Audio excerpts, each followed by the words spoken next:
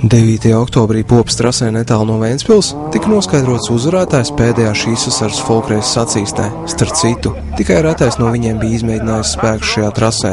Folkreiz taču te viesojās pirmo reizi. Turklāt trases segumu bija izmērcējušas Lietuvas, tāpēc dubļi aizmeta ne tikai automobīļu stiklus, bet arī radiatorus. Motori tam dēļ uzkars vai katram.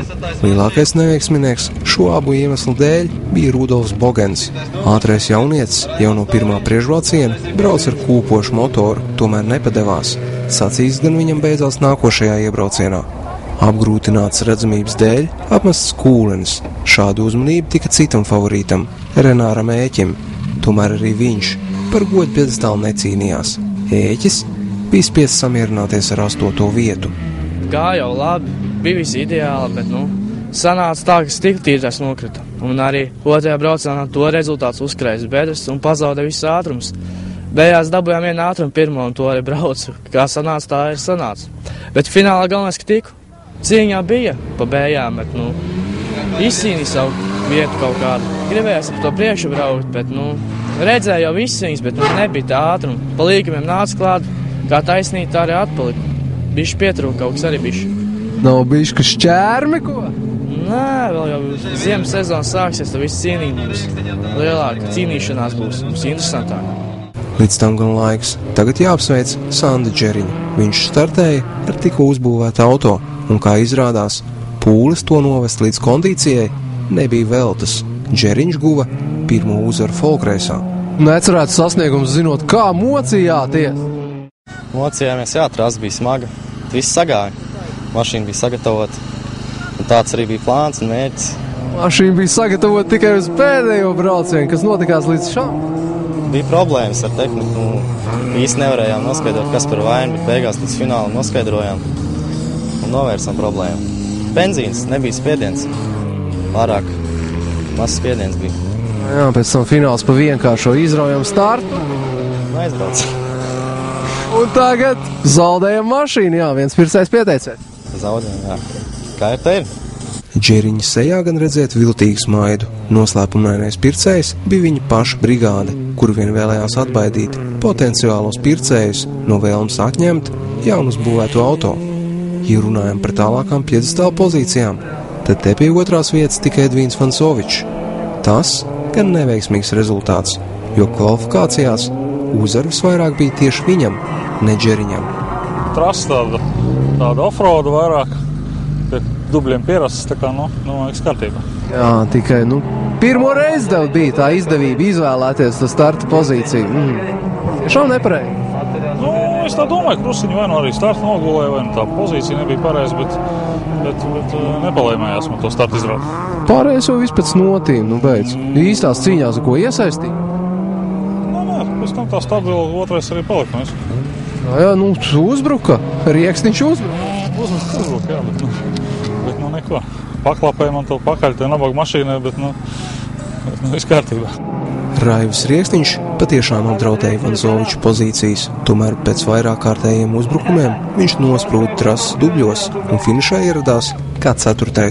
Rieksniņa kļūdu izmantoja Mārtiņš Starks. Paldies jāpasaka arī Rieksniņam. Jā, Rieksniņa kļūda, te būtu palicis 4. nevis 3. Bet, rezultāts ir tagad finiša karoks. Jā, tu vari priecāties par 3. vietu, kas ir vienkārši iekritusi rokā. Šitā man tā liekas ir visvairāk izcīnītā nekā iekritusi rokā. Pirmā bija Vecpilī, kad varbūt iekritusi. Tad bija Trīniekos, kur tiesneši palīdzēja, bet te bija tīri izcīnīta. Šitā ir tīri izcīnīta, nebija iekritusi. Sev svešā trasē, kā sadzīvoja? Pirmais brauciens bija grūts. Domāju, labi tikt B finālā. Vispār tikt B finālā. Tā ir rezultāts. Skatītājiem bija iespēja sakot arī līdzi vietējo matadoru sniegumam. Popas trasi par savu mājvietu taču izvēlējušies Kurzemes puses amatieru līmeņa braucēji, un viņi te rādīja, ko māk. No viņiem labākais Sandis Žebeks. Finālā tiekot, viņiem pateicoties uzvarai pēdējās iespējas braucienā. Tiesu uzvaru finālā lika apšaubīt 2 apdzīšanas dzelteno karogu zonā. Dzelteniem karogiem varētu strīdēties. Te patēju startaisnīca sanāca tā, ka Endijs atstāja iekšmali jau labu gabalu pirms karoga, un man bija pavisam cits ātrums nekā viņam, un es jau biju blakam, tā kā tur nevarēja būt nekādu pārpratumu. Un otra situācija augšā pa kalnu braucot trases beigās Uģis jau izmet kaut kāds cilps, bija zaudējis ātrumu, un pirms tiesneša es jau viņam biju garām, tā kā, lai ko tur arī nolēmt, es nezinu, es esmu pārliecināts, lai kā man diena ir izdevusies, tas ir viss. Žebeka pieminētie sportisti bija autokrosā debitējušais Uģis Gutlands un 13-gadīgais Endijs Skolmeistars. Endijs ar savu tēvu automobīlu finišēja otrais, visus nobiedējot ar braukšanu uz 2 riteņiem. Finālā kura starta vieta? Otrā, bet nogalēja startu bišķi, neredzēju zaļo to gaisu, un tā viss normāli. Cīnījies un? Droši vien, ka būs trešais, bet kā ir tā ir? Tu esi ātrs, vājprāts. Ko tu darīt Latvijas čempionātā? Nezinu, tas jau jāredz. Kā teica, izvēlās. Jā, skaists sasniegums. Gados cik? Es sāku braukt no 11 gadu vecuma. Jā, Skolmeistars uzkāpa uz tā paša Žebeka grābekļa un par Gutlanda apdzīšanu zeltno karogu zonā tika nobīdīts uz 3. vietu. Tātad otrais protokolos ar Kasparu Silnieku autobraucošais Gutlands. Sanācis, man liekas, ka diezgan labi. Aizgāja pirmais, un tad Žebeks ar savu lielo pieredzi, daudz vairāk braucis nekā es. Tas man apdzina. Un tad vēl man Skolmeistars apdzina, it kā dzeltenā karoga zonā, bet, reāli arī nemaz nebija citur, kur apdzīt, jo visās līkumos bija dzeltenie karogi, kāds bija nobeidzies, jo trasa bija diezgan bedraina, vienā lēkāšanā. Te, kur nāk pa kalnu uz augšu, tur neko redzēt nevarēja, saule acīs spīdēja, tad tā, pilnīgi neko neredzot, apmēram cik atceros, te bišķiņi jāpiesēdina pa labi, un tad būs līkums pa kreisi, tad, varēja braukt iekšā līkumā. Paralēli te norisinājās arī iebrauciens 600 kubu bagijiem, un kas pārsteidzoši, favorītos te bija Oto Vočtau tēvs Pēteris. Visos iebraucienos viņam uzvaras. Par Pēteru rūdījumu motoru sportā esam stāstījuši. Viņš ir motogrosists, tad kramps ir, un tomēr, redzot pārliecinošo sniegumu popē, jājautā, vai patiesi viņš pirmoreiz sēdās pie sava dēla spēkrata stūres. Tā bija, kad šodien bija pirmo reizi, un sajūtas, protams, bija sākotnēji diezgan dīvains, jo piešnālējies bija un likās, ka elpa vispār trūks, bet neko, tika kaut kā to galā. Ar ātrumkloķi arī? Zinu, ka jā, ātrumkloķis kaut ko nemaisīja galīgi.